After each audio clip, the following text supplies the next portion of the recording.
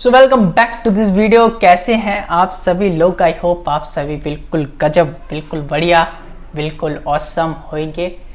और इसी आशा के साथ चलते हैं आज के पहले क्वेश्चन की तरफ, जिसमें कि हमें रखा है let F X be a quadratic expression such that F X is less than 0। Let F dash X and F double dash X be the first and second, मतलब बता ही दिया मैंने। If G X is equal to F X F dash X and F double dash X, तो हमें बताना है, ठीक है, कुछ चीज़ें। तो F X is always less than 0। इसके लिए कंडीशंस क्या होती हैं कि अगर F X is equal to A X square plus B x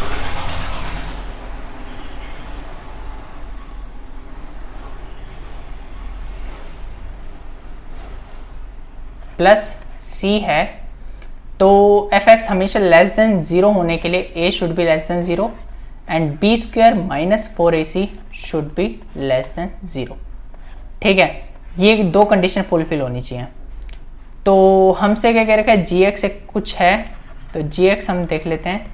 वो लिखा हुआ है A X square plus B X plus C plus 2ax plus B plus 2ax, यही तो आएगा, मतलब 2a रहेगा। ठीक है, तो अगर हम इसको लिखना चाहें तो किस तरीके से लिख सकते हैं, A X square plus B plus 2ax plus 2a plus b plus C. ठीक है, अगर मैं इसका d फाइंड करने की कोशिश करता हूँ तो देखो क्या आता है, b प्लस 2a का होल स्क्वायर, मैं d निकाल रहा हूँ, ठीक है, minus 4a 2a plus b plus C. ठीक है, तो आ गया B square plus 4a square plus 4ab minus 4a square minus 4ab minus 4ac, 4ab 4 square 4 square, ये देखो b स्क्वायर माइनस 4ac, ये ac है, तो ये 4ac, वही d आ चुका है जो यहाँ पे था, और इसकी वैल्यू तो लेस देन 0 है, तो b स्क्वायर माइनस 4ac की वैल्यू लेस देन 0 है, और इसका भी a जो है, ये मतलब जो एक्स स्क्वायर का कोफिशिएंट है वो भी लेस देन 0 है। तो जैसा F X is less than 0 है, वैसे ही जी एक्स भी लेस देन 0 ही होगा। ठीक है, इसी के साथ हम चलते हैं आज के अगले क्वेश्चन की तरफ। तो ये हम आ गए आज के नेक्स्ट क्वेश्चन की तरफ, और यहाँ पे कुछ चीज़ें दे रखी है, ये n है ऊपर, NPR और NPS। ठीक है, तो NPR is equal to NPS दे रखा है, which implies n factorial upon में n minus r factorial is equal to n factorial upon में n माइनस s फैक्टोरियल। तो यहाँ से क्या आ गया, n minus r factorial is equal to n minus s factorial. ठीक है, दूसरी चीज हमें यहाँ पे गिवन है कि r is less then s। ठीक है, तो minus r is greater than minus s, और अगर दोनों साइड अगर मैं n को प्लस कर दूँ तो n minus r is greater than n minus s। अब एक चीज सोचो कि दो फैक्टोरियल है, यहाँ पे दो फैक्टोरियल, और दोनों फैक्टोरियल की वैल्यू सेम है। ऐसा कहाँ हो सकता है? ऐसा एक ही केस में हो सकता है, एक तो 0 फैक्टोरियल और एक 1 फैक्टोरियल, इन दोनों की वैल्यू 1 आती है। ठीक है, इसके अलावा कोई दो फैक्टोरियल ऐसे नहीं है जिनकी वैल्यू सेम आती हो।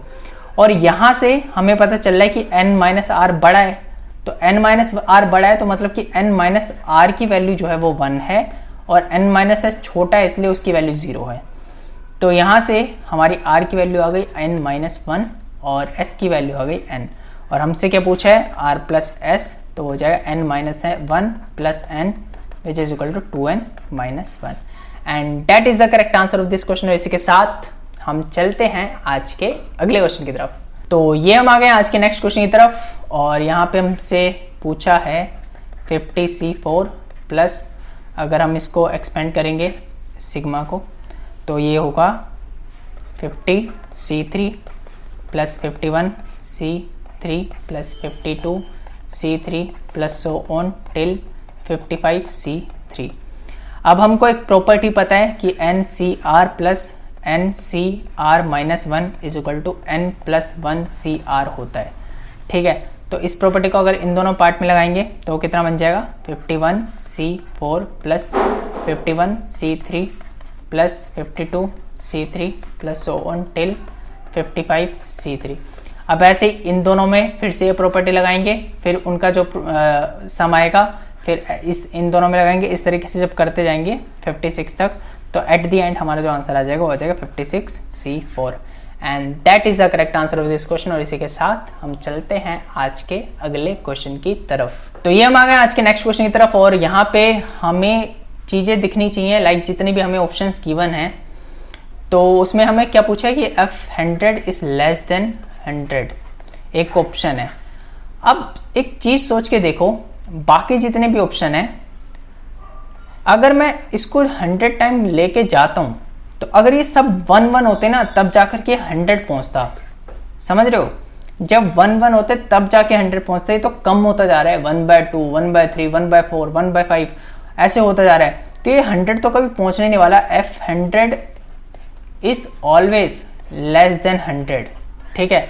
जस्ट ऑब्जर्वेशन से इस क्वेश्चन को तुम बता सकते हो, ठीक है, और इसमें बाकी कुछ है ही नहीं, ठीक है। एक बार तुम खुद ही सोच करके देख सकते हो, ठीक है। इसी के साथ हम चलते हैं आज के अगले क्वेश्चन की तरफ। तो ये हम आ गए आज के नेक्स्ट क्वेश्चन की तरफ, और यहाँ पे हम इसके एक्सपेंशन देख लेते हैं। पहले मैं जब k की वैल्यू 1 होगी उसके लिए एक्सपेंशन दिखाता हूँ तुम्हें। तो ये 1 plus 1/2 plus 1/3 plus 1/4 plus so on till 1/m, ठीक है।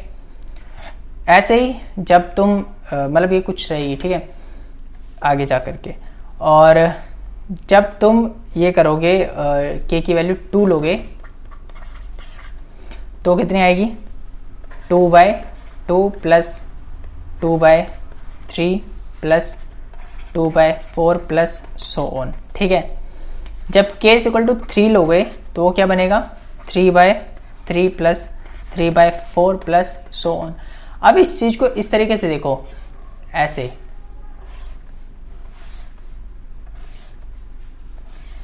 ठीक है। तो मैं इसकी मतलब अगर मेरे को सम लिखना हो सिग्मा की फॉर्म में तो मैं कैसे लिखूंगा कि r = 1 है और यहाँ पे m है, ठीक है। अगर मैं देखूं तो यहाँ पे r = 1 के लिए 1 आ रहा है और r = 2 के लिए 1 + 2 आ रहा है, r = 3 के लिए 1 + 2 + 3 आ रहा है, r = 4 के लिए 1 + 2 + 3 प्लस नीचे 4 आएगा, ठीक है। इस तरीके से आ रहा है। तो नीचे डिनोमिनेटर में हमेशा r है और ऊपर जो है सम आ रहा है नेचुरल नंबर का। नेचुरल नंबर का सम क्या होता है r + 1/2, ठीक है। तो यहाँ से r और r कट हो गया, तो ये लिखा है हमारा 1/2, r = 1 से लेकर के m r + 1, और ये क्या होगा 1/2, और ये आ जाएगा तुम्हारा, ये r है 1 से लेकर के m, मतलब कि नेचुरल नंबर का सम m + 1/2 प्लस m, ठीक है। और यही जो है तुम्हारा करेक्ट आंसर हो जाएगा, ठीक है। इसको आगे पीछे कर देना, तुम्हें आंसर नजर आ जाएगा। इसी के साथ हम चलते हैं आज के अगले क्वेश्चन की तरफ। इसी के साथ हम आ गए आज के नेक्स्ट क्वेश्चन की तरफ। यहाँ पे देखा है the positive integer n for which this. मैं क्या करता हूँ s ले लेता हूँ, ये लिखा है 2 की पावर 2 प्लस 3 2 की पावर 3 प्लस 4 2 की power 4 plus so on till n 2 की पावर n, ठीक है। अगर मेरे को 2s लिखना हो, इस क्वेश्चन को इसी तरीके से किया जाता है, ठीक है। तो मैं 2s एक ना टर्म आगे एक टर्म छोड़ करके लिखूंगा। यहाँ पे कुछ नहीं लिख रहा, यहाँ पे लिखूंगा इसको जब 2 से मल्टीप्लाई करेंगे तो ये कितना आएगा 2 की पावर 3 प्लस जब इसको मल्टीप्लाई करेंगे तो ये कितना आएगा 3 2 की power 4 plus so on till n और 2 की पावर n + 1 तक, ठीक है। माइनस माइनस माइनस माइनस, यहाँ पे भी माइनस कर देता हूँ। तो -s = कितना आ गया 8 प्लस 2 की पावर 3 प्लस 2 की पावर 4 प्लस 2 की power 5 plus so on till 2 की पावर n और माइनस n टाइम्स ऑफ 2 की पावर n + 1, ठीक है। और यहाँ से जो हमारी -s की वैल्यू है वो आ गई 8 प्लस, अब ये जो है तुम्हारी gp है तो gp का सम लिखेंगे तो 8 1 - 2 की power n minus two upon में 1 माइनस टू, और ये लिखा है माइनस n 2 की पावर n प्लस 1, ठीक है।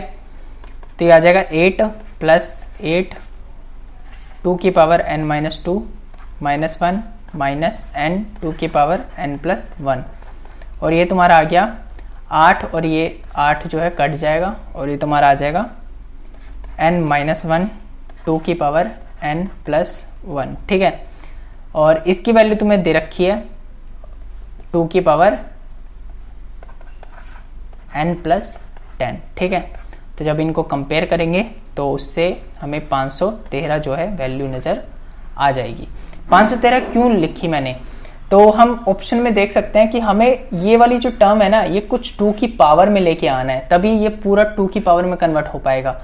तो मेरे को 512 ही ऐसा नंबर दिखता है उसमें जो 2 की पावर में कुछ कोई ना कोई वैल्यू आएगी, ठीक है। तो मैंने उस तरीके से ये चीज़ निकाली। ऐसा नहीं है कि मैं कैलकुलेट करने बैठूंगा, कैलकुलेट करना चाहो तो कैलकुलेट भी कर सकते हो, ठीक है। इसी के साथ हम चलते हैं आज के अगले क्वेश्चन की तरफ। तो ये हम आ गए आज के नेक्स्ट क्वेश्चन की तरफ, और यहाँ पे हमें क्या दिखा है कि a1 की वैल्यू जो है वो 2 है, तो मतलब जो AP है उसमें पहली टर्म है 2, ठीक है। और जो 10th टर्म है which is a plus 9d की वैल्यू हमें दे रखी है 3। तो यहाँ से a जो है 2 है, तो d की वैल्यू कितनी आ गई 1/9, ठीक है। ऐसे ही जो हमें h1 है वो दे रखा है 2, और जो h10 है वो दे रखा है 3। तो इसका मतलब 1/2 प्लस मतलब 1/2 और ये 1/3, ये एक HP जा रही है जिसकी 10th टर्म जो है HP ये है, और AP कुछ इस तरीके से जा रही है, ठीक है। तो इस AP में जो A है वो 1/2 है, और जो A प्लस 9D है वो 1/3 है। तो यहाँ से जो D की वैल्यू है वो तुम्हारी कितनी आ गई -1/54, ठीक है। तो अब यहाँ से हम क्या निकाल लेते हैं, हमें क्या पूछा है H7 पूछा है, तो मैं A7 निकाल लेता हूँ। A7 का जो रेसिप्रोकल होगा वही तुम्हारा H7 होगा। तो A7 क्या आएगा यहाँ से 18/7, ठीक है। A प्लस 6D लगा देना, ठीक है। तो यहाँ से H7 कितना आ गया 7/18, और अगर यहाँ से मेरे को A4 निकालना हो तो वो कितना होगा A प्लस 3D, ठीक है। और ये कितनी वैल्यू आ जाएगी तुम्हारी 7/3। हमसे क्या पूछा है A4 टाइम्स H7, तो ये हो गया 7/3 इंटू 7/18, ठीक है। 7/3, और सॉरी ये जो तुम्हारी वैल्यू आई है ये तुम्हारी जो है H7 ये तुम्हारा 7/18 आया है, और ये तुम्हारा 18/7 आया है, ठीक है। तो ये 18/7 है, तो 7 से 7 कट हुआ, और 3 6 जा 18, तो यहाँ से तुम्हारी जो वैल्यू है वो आ गई 6, ठीक है। इसी के साथ ये आंसर होता है ख़त्म। चलते हैं नेक्स्ट क्वेश्चन की तरफ, ठीक है। तो ये हम आ गए आज के नेक्स्ट क्वेश्चन की तरफ, और यहाँ पे देखा है हमें suppose ABC are in AP और A² B² C² are in JP। तो ABC जो है and A plus B plus C की वैल्यू दे रखी है 3/2, then the value of A is. तो मैं क्या करता हूँ A की वैल्यू को मान लेता हूँ T माइनस D, B की वैल्यू को मान लेता हूँ T, C की वैल्यू को मान लेता हूँ T प्लस D। हमें इन सब का सम दे रखा है 3T इज इक्वल टू 3/2, तो जो T की वैल्यू है वो है 1/2, तो इसका मतलब B की वैल्यू है ये है। तो B की वैल्यू हमारी आ चुकी है, और अगर हम उस हिसाब से देखें कि A² B² C² जो GP में है, तो B की पावर 4 जो है वो बराबर है A² C² के। तो B की पावर 4 मतलब 1/2 की पावर 4, और वो आ जाएगा 16 1/16, और T² माइनस D² का होल स्क्वायर, और 1/16 इज इक्वल टू, और ये आ गया T की वैल्यू 1/2 है, तो 1/4 माइनस T² की पावर 2, और यहाँ से मतलब जब एक्सपेंड करेंगे तो D की पावर 4 जो आएगा तुम्हारा वो आ जाएगा D²/2, ठीक है। Which implies D is equal two plus minus 1/√2। अब एक चीज़ सोचो कि हमें यहाँ पे रखा है A is less then B is less then C, मतलब कि इंक्रीजिंग GP है। इंक्रीजिंग GP तब होती है जब D की वैल्यू पॉजिटिव होती है, तो माइनस वाला जो है यहाँ से रिजेक्ट हो जाएगा, ठीक है। और जो D की वैल्यू है तुम्हारी वो आ जाएगी 1/√2, और हमसे फर्स्ट टर्म पूछी है, तो A की वैल्यू कितनी है T माइनस D, और T की वैल्यू हमारी आई थी 1/2, और D की वैल्यू आई है 1/√2। तो ये जो है हमारा करेक्ट आंसर हो जाएगा। ठीक है, इसी के साथ हम चलते हैं आज के अगले क्वेश्चन की तरफ। तो ये हम आ गए हैं आज के नेक्स्ट क्वेश्चन की तरफ, और जब तुम इसमें हिट एंड ट्रायल करोगे तो आराम से चीज़ें दिखाई दे जाएंगी। मैं तुम्हें सजेस्ट करूंगा कि यहाँ से चालू करो चीज़ें जहाँ पे तुम्हें ज़्यादा डिफरेंस नज़र आए, ताकि तुम आसानी से उस चीज़ को देख पाओ। ठीक है, तो जब तुम इसे सॉल्व करोगे तो ये आ जाएगा x की वैल्यू 2, y की वैल्यू 8, z की वैल्यू 3, ये आ जाएगा 1, और यहाँ पे तुम्हारा होगा 6, ये होगा तुम्हारा 5, ये होगा तुम्हारा 9, ये होगा तुम्हारा 4, और यहाँ से a की वैल्यू तुम्हारी आ जाएगी 2, b की वैल्यू जो है तुम्हारी आ जाएगी 1, और जो d की वैल्यू है तुम्हारी वो आ जाएगी 1, और c की वैल्यू जो है तुम्हारी वो आ जाएगी 6। ठीक है, अब जो भी इसमें तुम्हें से पूछा हो वो तुम लिख देना। ठीक है, और इसी के साथ हम चलते हैं आज के अगले क्वेश्चन की तरफ। तो ये हम आ गए आज के नेक्स्ट क्वेश्चन की तरफ, और हमसे क्या पूछा है इसमें, the number of white square in the third iteration is. ठीक है, तो मैं एक बार पेन ले लेता हूँ, और अगर हम एक चीज़ देखें कि इतने से पार्ट में एक ब्लैक आ रहा है और बाकी जो है वाइट आ रहे हैं, मतलब कि अगर मैं एक इस बॉक्स का कंपार्टमेंट बनाता हूँ, इस बॉक्स का अगर मैं कंपार्टमेंट बनाता हूँ तो उसमें से 8 जो हैं वो वाइट रहेंगे और एक जो है तुम्हारा वो ब्लैक आएगा। ठीक है, तो हमसे पूछा गया है the number of white square in the third iteration. तो अगर मैं देखता हूँ इस वाले में, तो इस वाले में टोटल जो तुम्हारे स्क्वायर्स हैं वो कितने हैं, 81, और माइनस कर देते हैं। देखो ये बीच में ये 9 दिखाई दे रहा है, 9, 10, 11, 12, 13, 14, 15, 16, 17, तो टोटल वाइट कितने हैं इसमें, 64। ठीक है, अब ये 64 वाइट है, अब हर एक वाइट 8 और वाइट बनाएगा।